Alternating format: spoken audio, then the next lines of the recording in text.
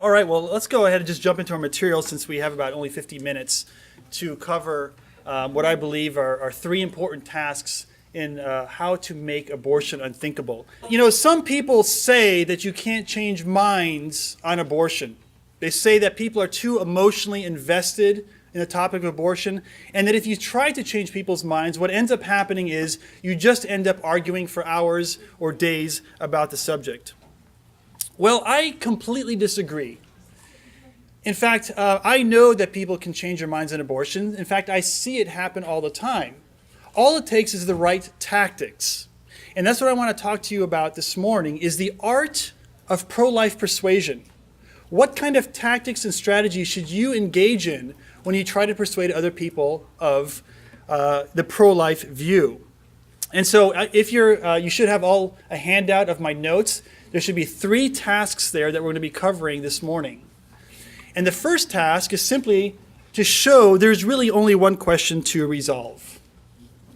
So people rarely talk about the issue of abortion. Usually if you get into a conversation about the issue of abortion, what ends up happening is a conversation tangents to all sorts of unrelated topics like unwantedness, choice, privacy, rape and incest, financial hardship. And if you're like any reasonable person, you're thinking to yourself, how can I possibly know everything there is to know about all these subjects in order to speak effectively on the pro-life cause? How can I possibly be skilled and knowledgeable in all those areas and therefore be effective? Well, it turns out that that's not the case at all. In fact, if you want to be effective at pro-life persuasion, what you want to do is avoid all the secondary tangents that can arise when you start talking about abortion. And in fact, I'm trying to save you a ton of time by teaching you this particular strategy. Because if you end up talking about these things, you'll never end up talking about abortion itself. And really, it turns out that despite the fact that many people think that abortion is a complex issue, because you have to know all this stuff, it turns out abortion is actually a very simple issue.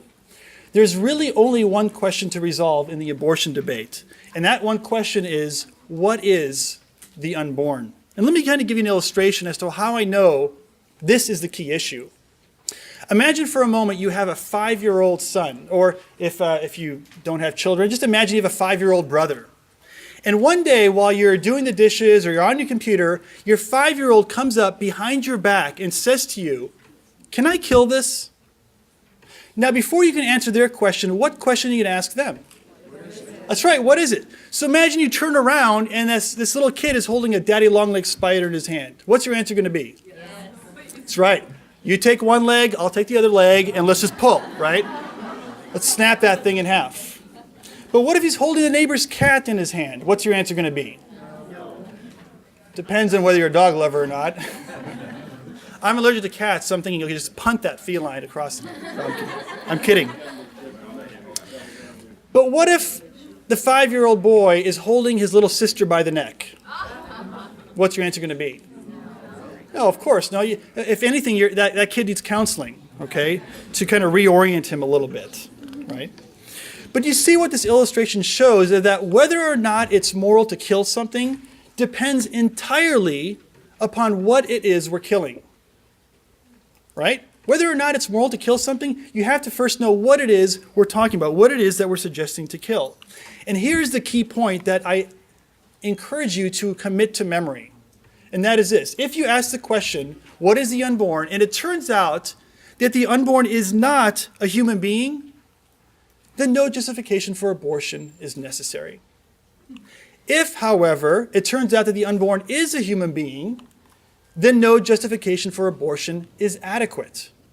Right? Think about it. If the unborn's not a human being, what's the big deal? Go ahead, have the abortion. If it's not a human being, you can do whatever you want with it. Cut it up, slice it, doesn't matter. It's not a human being. You don't even have to give arguments and defenses for abortion. However, if you ask the question, what is the unborn? And it turns out through reflection or science or philosophy or whatever it might be, that the unborn is a human being, then no justification for abortion would be adequate. Because we don't permit others to kill human beings for the vast majority of reasons that pro-choice advocates offer, like rape, incest, choice, privacy, financial hardship. In fact, if you look at some of the common things here. Women have a right to choose. Women have a right to privacy. Notice that all of these statements, all of these defenses for abortion simply assume that the unborn is not a human being. They don't argue for that. They just simply assume it. And we know this because, look, if the unborn turns out to be a human being, then you can't kill that unborn human being merely because you choose to. Or take the other one, women have a right to privacy. If it turns out the unborn is a human being, then you can't kill the unborn simply as long as you do it in the privacy of your own home. If the unborn is a human being, then you can't kill it simply because it's cost too much or it's financially a hardship on you and your family. And so all of these statements, all these defenses, typically what they're doing is they're simply assuming the unborn is not a human being. They are not arguing for that. And so you do not want to get sidetracked. You will spend hours, days, and weeks talking to people about all these other side-related issues and never get to the one question that matters. And that one question is, what? What is the unborn? That is the key question to resolve the entire abortion debate. So that's the first task, is to show there's really only one question to resolve. The second task then is to then answer that question with science and philosophy. And again, I say science and philosophy because for a lot of people who do not consider the Bible to be an authority, they will not consider a religiously based argument. And that's fine. Certainly we have religious-based arguments. But I'm here to tell you, because when I argue at secular universities for the pro-life cause, I present a completely secular defense for my view so that it'll resonate with the audience. So the second task then is to show that the unborn is a human being. And I believe that we can show this through the science of embryology. In fact, I'd argue that the science of embryology proves, and I know that's a strong word to say prove, but the science of embryology proves that the unborn is a human being from the moment of conception. In other words, the unborn is a human being just like you and me from the moment of conception. And there's really three parts to make this case. First, I want to show you that the unborn is a living being. It's alive. Second, I want to show that the unborn is separate and distinct from the mother's body. It's an individual being. And third, I believe that the science of embryology shows that the unborn is a human type of being. And so if we can show these three components are true via the science of embryology, I believe we've made a compelling scientific defense that the unborn is a human being from the moment of conception. So let's take each one in order. The first one is that the unborn is a living being, and perhaps this is the least controversial of the three. And it doesn't take a lot to make this point, but it's pretty obvious that there's, for example, no period of non-life that exists anywhere in the continuum. So you have two living gametes, sperm and egg, that come to form and fuse a zygote, which is a human being at the first stage of development. And that zygote is also alive, and there's continued life afterwards. So there's no non-life anywhere in this process. But secondly, we also know that the unborn is growing. And of course, if something is growing, then it must be alive. In fact, all the unborn needs to survive are the very same exact things that you and I need to survive. And that is nutrition and proper environment. Given those two things, adults, or I should say born human beings, as well as unborn human beings, will live just fine. Nutrition and proper environment. And third, we know that the unborn meets the biological criteria for life. So if you were to study a biology textbook, it would show that scientists look at three characteristics in order to determine whether something is living or not. They say it has to metabolize nutrients and convert it into energy. So metabolism, growth, and reaction to stimuli. And the unborn does all three of those things. So from a biological perspective, the unborn is a living thing. So we've shown this first part, right, that the unborn is alive. And again, this is probably the least controversial. But the question then becomes, is the unborn a living thing that is part of the mother's body? Or is it a separate individual being that just happens to reside inside the mother? Well, I believe that the evidence from science of embryology shows that the unborn is a separate individual being distinct from its mother. And we know this because the unborn differs from the mother in many obvious ways. So for example, the unborn has its own unique fingerprints that are different than the mother's. From the moment that it's actually conceived, the fingerprints have been determined. The unborn also has its own DNA its own genetic fingerprint. And meaning, if you were to evaluate the DNA of the unborn, it would be different than that of the mother's. And in forensic science, when we're trying to determine who killed somebody, what do they look at? They look at DNA, don't they? Because they recognize that each person's DNA is unique. And in the case of the unborn, you have a unique DNA genetic fingerprint from the mother. Furthermore, the unborn has its own heart and circulatory system.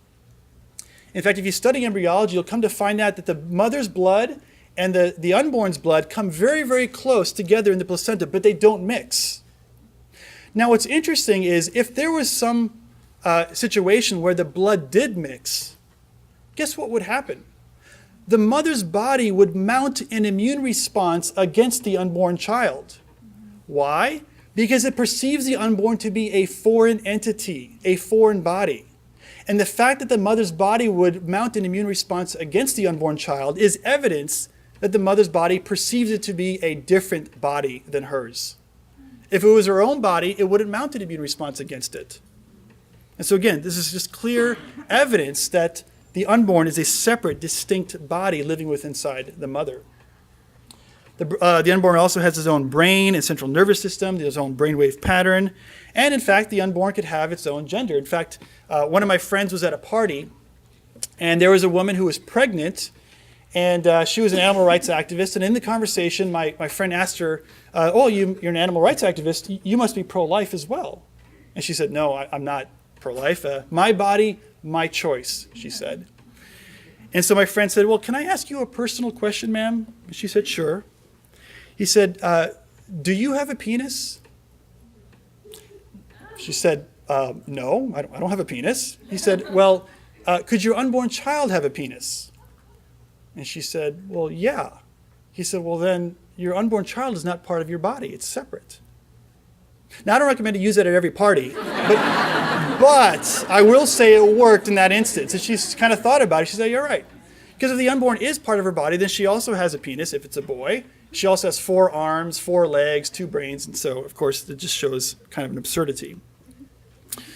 But we also know that the unborn can be conceived outside the mother's body in vitro, right, in a petri dish. And the fact that an unborn human being can be created outside a mother's body and then later planted inside the mother's body is further evidence that the unborn is not part of the mother's body, if it be conceived completely outside of her body and later implanted inside. For that matter, you could have a Chinese child growing inside a Swedish mother. You could have a completely different ethnicity, which is, again, further testament that the unborn is a separate being. It's not the same being as the mother if you could have a completely different ethnicity. And so I think this shows then that the unborn is a separate, distinct individual being that is different from the mother. And so we've shown the first 2 points here, that the unborn is alive. We've shown that it's a separate individual being. But now the question becomes, well, what kind of being is it? Is this separate and distinct living being a dog being? Is it a spider being? Is it a Venus flytrap being? What kind of being in the taxonomological addresses of biological entities is it? And it turns out that there's 2 ways to know that the unborn is definitively a human being. The first way is simply by looking at what's known as its genetic signature. And so if you were to evaluate the DNA of the unborn, you discover something very interesting. So if you had, say, 4 early embryos of different living beings, and you didn't know what these beings were, you could test the DNA of each of those things, because if you just look at them, you can't tell what they are. But once you test their DNA, you might come to find out that one of them turns out to be a fish, the other one a bird, the other one a turtle, and another one perhaps a human being, simply by looking at its DNA. So the DNA definitively tells us that the unborn is a human type of being. But there's another obvious way we can come to understand this, and that is by what's known as the law or the principle of biogenesis. And this is something that Louis Pasteur discovered back in the 19th century. He debunked the idea of spontaneous generation. He said, look, living beings reproduce after their own kind. Things don't just pop into existence. A living being has to come from another living being. And so in the case of this particular principle, he said, look, if you have 2 dogs that mate, they're going to produce another what? Dog, right. You've got 2 two lions that are going to mate, what are they going to produce? A lion. That's right. And so this produces a very interesting kind of test. If you want to know what kind of being something is, all you got to do is ask, what are its parents? And if its parents are human beings, then its offspring has to be also a human type of being, because species reproduced after their own kind. My wife and I, when we had our first kid, we may have wondered whether we're going to have a boy or a girl, but it's not like we wondered whether we're going to have a human or not, right? And then when we had our second kid, it's not like we were like, oh, wow, another human. Wow, what are the chances,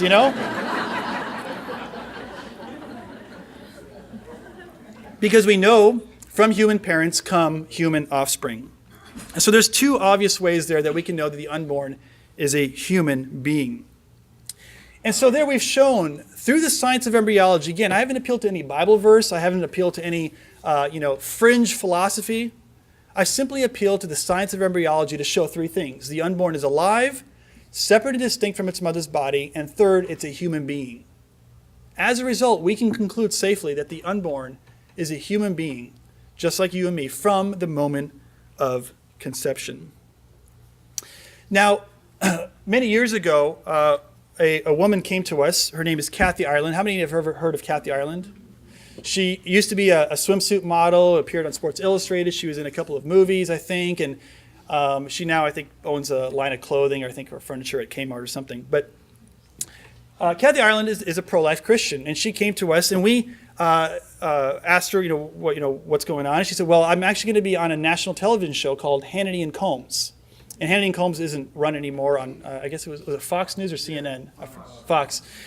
And but it's kind of a left-wing, right-wing kind of talk show, political talk show that engages on an issue. And so she said, look, I'm going to go talk about my book, but I'm pro-life, so I want to be able to make the pro-life cause. And so we trained her in the very exact same tactics that I just showed you and explained to you. These 3 points about how to make a case that the unborn is a human being. And so I have a little video clip that I'm going to show you of her using these tactics on that TV show. So let's take a look and see how she does in this clip.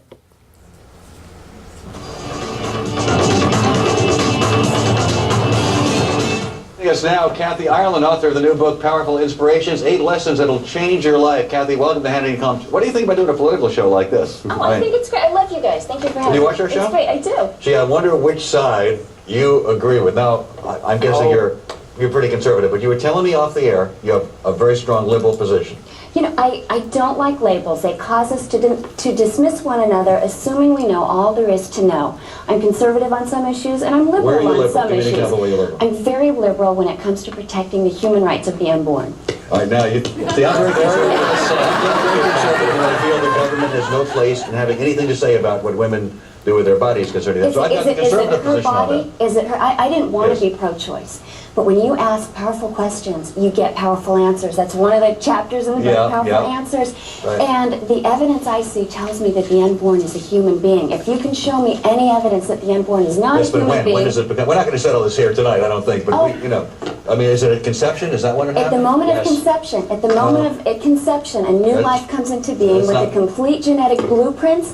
The fingerprint is determined, the blood type is determined, the sex is determined. So what kind of life is it? According to the law of biogenesis. You would deny women the right to then choose what to do at that point. I will always fight for women's rights. I have been an activist in women's rights, and I will continue to be. But she doesn't have the right to choose what to do with her body. It's not her body. The baby this woman is carrying could very well have a different blood type than her. If it's a male child, the baby has a penis. The woman doesn't have a penis, so it's not a part of her body, but it resides within her body. On this issue. We're not going to, people are not going to come to agree on this all of a sudden. However, let me ask you.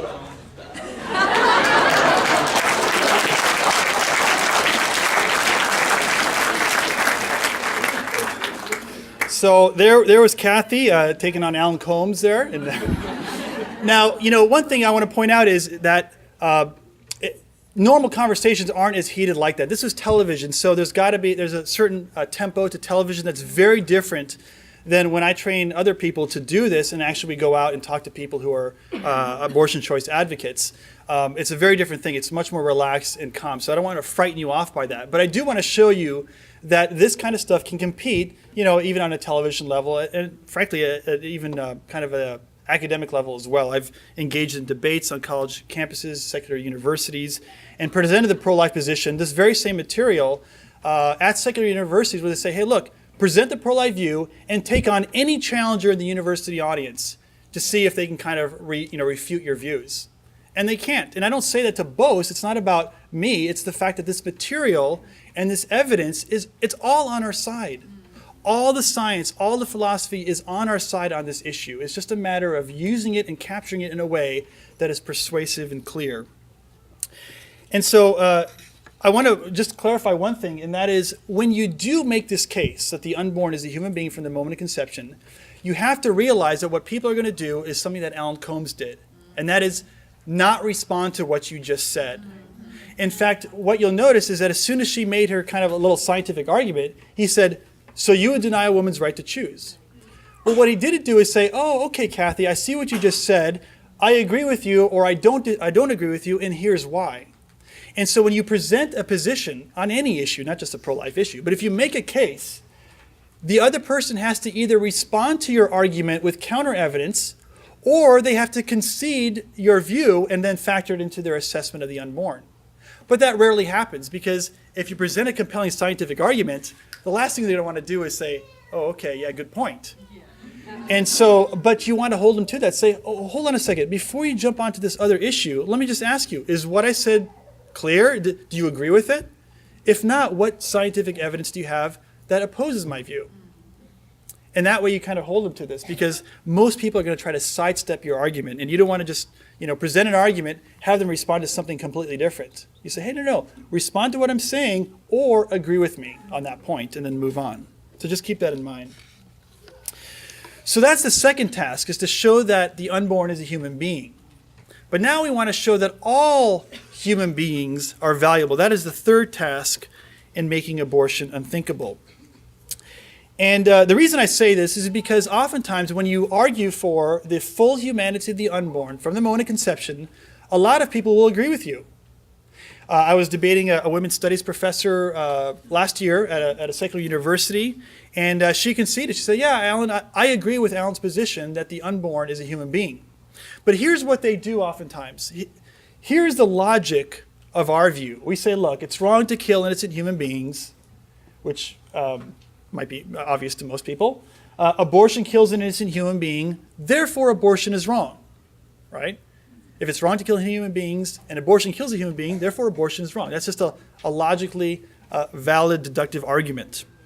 But here's how they kind of change this view of ours. They say, look, it's not wrong to kill innocent human beings, it's wrong to kill innocent human persons. And the abortion might kill a human being, but it doesn't kill a person. Therefore, abortion is not wrong. So their argument is basically, the unborn might be a human being, but it's not a person. Or sometimes they tweak it and say, the unborn might be a human being, but it's not a valuable human being.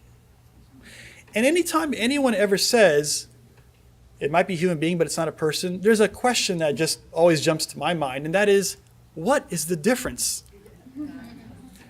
What is the difference between a human being and a human person? Because they have to answer this question. They've just made the incredible claim that there exists a class of human beings that are out there that we can kill with impunity simply because they're not persons. Really? Which human beings are they? Which are the human beings that we can go out and kill because they're not persons? Let me know. What characteristics qualify a human to become a person? And so this is sort of the way they sort of address our response, or our defense. And so what ends up happening is they offer a number of different qualities and characteristics that they believe make a human being a person. They'll say, well, the unborn, a human being, is certainly what we have in the unborn, but they can't think for themselves. They can't be aware of their own existence through time. They can't feel pain, or they'll just give all sorts of different things that they believe qualify a human being to become a person. And in one sense, I would say, okay, I agree that there are differences from a born human being, from an unborn human being to a born human being. It's true. I mean, it's true the unborn differs from born human beings in a number of different ways. And they can all be put into 4 broad categories. But you'll notice that none of these 4 categories are relevant to the issue of value or of personhood. In other words, although the unborn differs from a born human being in these 4 ways, none of these 4 ways disqualify the unborn from personhood because they're not relevant to personhood.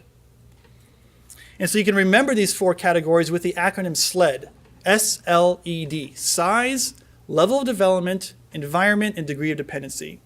These are the only 4 ways that an unborn differs from a born human being. And I'll show you why none of them are relevant to the issue of personhood. Take the first one, size, for example. Yes, it's true the unborn is smaller than a born human being. But since when does size have anything to do with value or with personhood? Right? I mean, men are generally larger than women. Does that mean men are more valuable than women? Men, it's a rhetorical question. Don't answer that. Because sometimes, you just got that one person. Yeah, I think so. Like, no, sir, please don't. I mean, is Shaquille O'Neal more valuable than Hillary Clinton? I mean, because he's bigger. That's right. But you see, size has nothing to do with the issue of value, because we have different people who are different sizes, but we don't alter the way we value them or determine that they are persons or not. So size has nothing to do with it. L stands for level of development. Yes, it's true that the unborn is less developed than a born human being. But since when does level of development have anything to do with whether somebody is a valuable human being or not? I have a 4-year-old daughter. My 4-year-old daughter, Sarah, is less developed than a 14-year-old girl who has her reproductive organs fully capable to carry a child. But my 4-year-old girl hasn't developed enough to carry a child yet because the reproductive system hasn't developed enough. Does that mean that my 4-year-old daughter is less of a human or less of a person or less valuable simply because she can't reproduce yet? No, of course not, because level development is irrelevant to the question of personhood or value. So that's the L, size, level development. Then there's E, environment. Yes, it's true that the unborn is located in a different environment than a born human being. But as Francis Beckwith, the philosopher, says, where one is has no bearing on who one is. Right? When people travel up into space and they're in a spacesuit floating around, do they somehow change their value as humans? No, of course not. When someone swims underwater, does that affect their status as a person? No, of course not. Location is irrelevant to whether someone is a valuable person or not, or whether they're a person or not. In fact, I'm reminded of the true story of Rachel Caruso, who was born at just 24 weeks gestation. She weighed 1 pound 9 ounces when she was born and then dropped to just under a pound within a month later. It was remarkable. The doctors worked heroically to save her life, and they succeeded, by the way. But now I just want you to imagine for a moment that baby Rachel is now resting in her mother's arms in the hospital. And a doctor comes in, just after they've worked heroically to save baby Rachel's life, a doctor comes in and kills baby Rachel. What would we think of that? We think it's murder, right? Infanticide. This is a horror. And we'd be right, but you know what's odd about this? Is that we can kill that same baby Rachel, that very same person, if they were located just 6 inches away inside her mother's womb. All of a sudden now, baby Rachel's fair game. The very same child. Nothing has changed except the baby's location, which is odd. If it's wrong to kill a child at one location, it just seemed wrong to kill that very same child located just 6 inches away. Unfortunately, that's not what our laws say today. So that's environment. And then finally, D stands for degree of dependency. And yes, it's true that the unborn is more dependent upon their mother for survival. But again, why does someone's degree of dependency upon another person somehow disqualify them from being a person?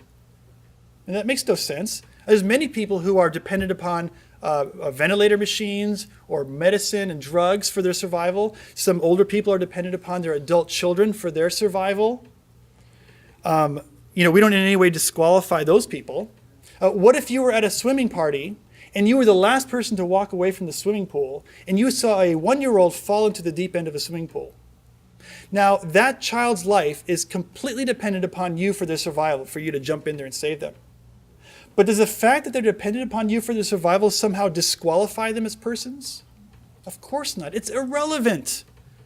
Because the degree of dependency has no bearing on the question of whether somebody is valuable or whether they're a person.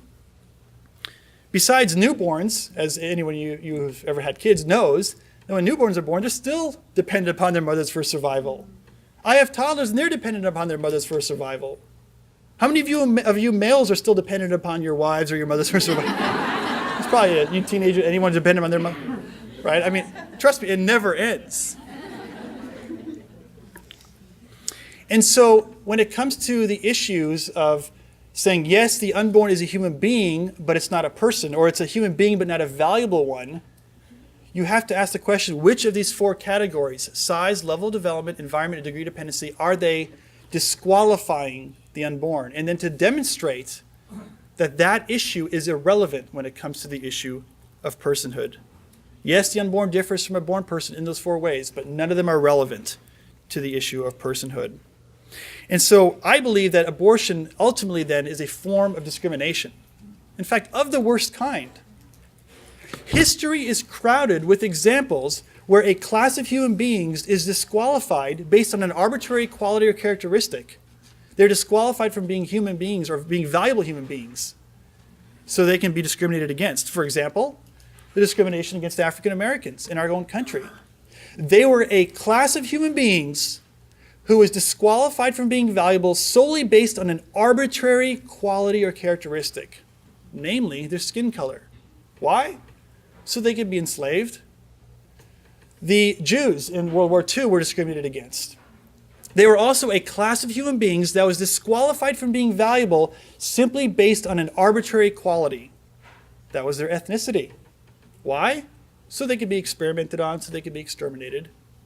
And so today we are seeing the same kind of discrimination against the unborn. They are also a class of human beings that is being disqualified from being valuable simply because of an arbitrary quality or characteristic. Namely, they're too small, they're not developed enough, they're in the wrong environment, or they're too dependent upon their mothers. These are just arbitrary qualities. Why should we listen to anyone who suggests those are the qualities that determine personhood? In fact, when I was debating Professor Chadwick last year, I asked her, why should we listen to Professor Chadwick's list of characteristics?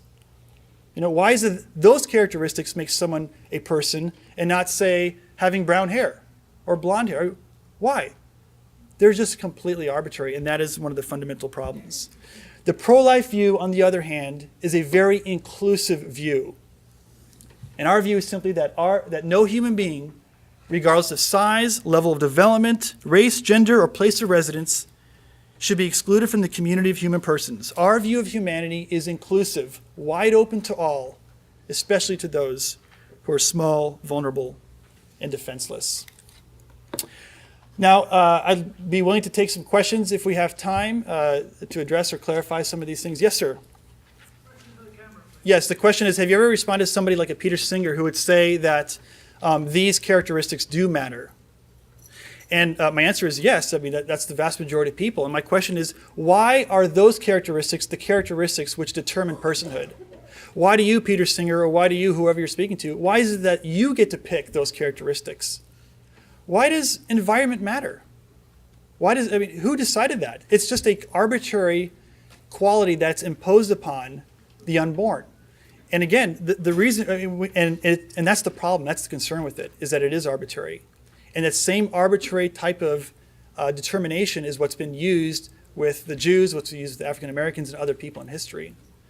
So my question, as again, it was my question to my debate opponent, is why do you get to decide? Why is it that the people who are out here, big and strong, get to decide on certain characteristics that disqualify the weak and the vulnerable? Very convenient for them to do that, but it's totally illegitimate. Yes, ma'am. So what do you say to people who say that the child is not wanted and it's therefore my right to have an abortion? Well, one of the things that I do is there's a tactic we call trot out the toddler, which I didn't get a chance to teach you today. But I say to this, for the vast majority of people, what's happening in here is that they're assuming that the unborn is not a human being. And here's how I would illustrate that. I'd ask them, look, what if we had here a 3-year-old that was unwanted? Does a woman have a right to kill her 3-year-old son if he's unwanted? Of course, they'd say no. I'd say, I agree with you. Well, then if you can't kill the 3-year-old for unwantedness, why should you be able to kill the unborn for unwantedness? They say, well, the unborn's not a human being like the 3-year-old. Oh, okay, so the question is, what is the unborn? Because if the unborn is like the 3-year-old, then you can't kill the unborn for unwantedness for the same reason you can't kill the 3-year-old for unwantedness. And I would do this with anything. They'll say, well, what about a child who's got deformity in the womb? We know they're going to be disabled. Okay, imagine now, let's try out the toddler. Let's take a 2-year-old who's deformed. Let's say they have Down syndrome or some other debilitation. Can a mother kill her 2-year-old who's debilitated? No. Why not? Because you can't kill 2-year-olds. They're human beings. The unborn's not. Oh, okay. So the question then is, what is the unborn? That's why I say that question, what is the unborn, resolves the entire discussion. See, they're assuming the unborn is not a human being and assuming that the 2-year-old is, which of course we agree with that part.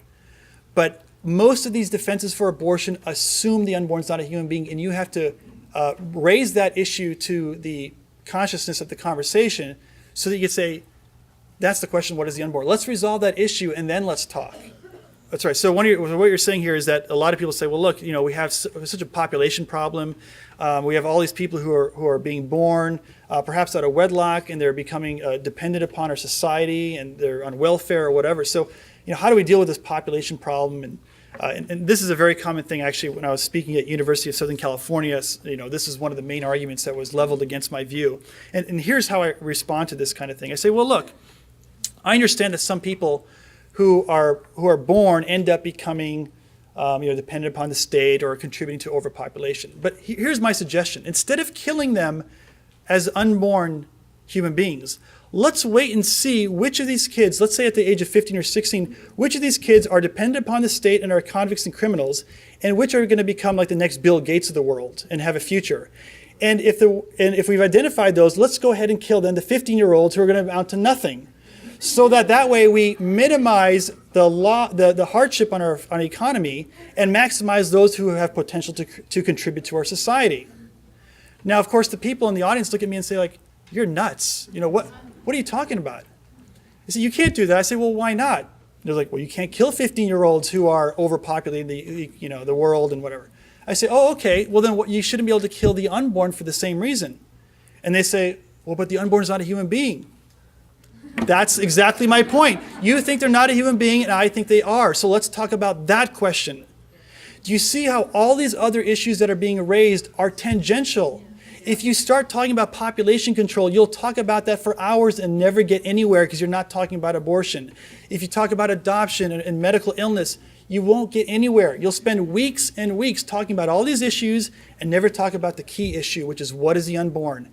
If the unborn is a human being, no justification for abortion is adequate. And most people will think that as well.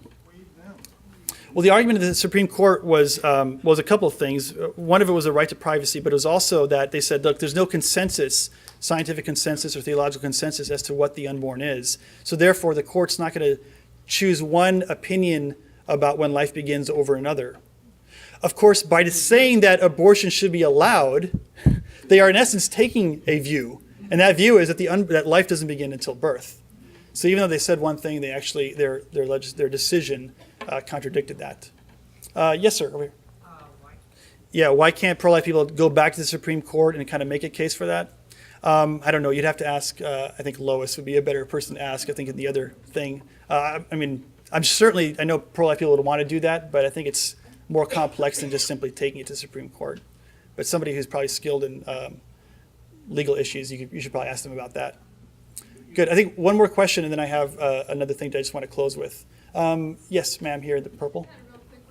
Yeah, when somebody says it's a potential human, in fact, Michael Kinsley, Ron Reagan, lots of people, not President Ron Reagan, but his son, have said this thing, that it's a potential human being. Well, the way to respond to this is just to simply say that's just not scientifically accurate. What I showed from the science of embryology is that from the moment of conception, you have a full human being, a full human organism. So it's just not scientifically accurate. You'd never see that written in any biology textbook. And the people who say that are just speaking incorrectly. So let me do this. I just want to close with one thing, and then I'll be happy to stay and answer questions. And then I'm also going to be doing this same session again in the afternoon. But all of you are probably handed this little brochure.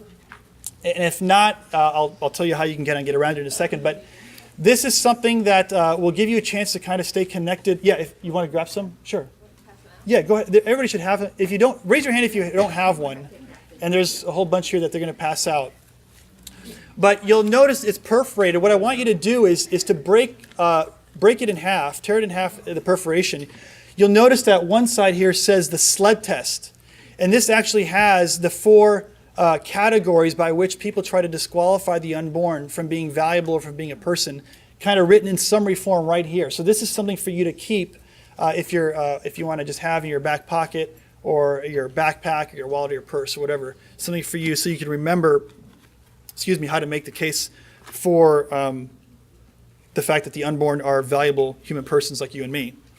And then the white card is, for me, if you're interested in getting our free training, every 2 months we send out a piece that tries to train you on some Christian apologetics issue, like stem cell research, bioethics, pro-life issue, evolution, intelligent design, Islam, homosexuality, whatever. We cover all sorts of issues that pertain to timely concerns that are being brought up in our culture. And so if you're interested in getting our free training, all you got to do is fill us out and tell us where you live. Okay, so be sure to give this to me or leave it on the table out there. But be sure to give this to me before you go if you want to get our free training. We don't send you junk mail, trust me. Everything that we send is training to equip you to become a better ambassador for Jesus Christ. Thanks a lot, and I'll hang around if you have any questions.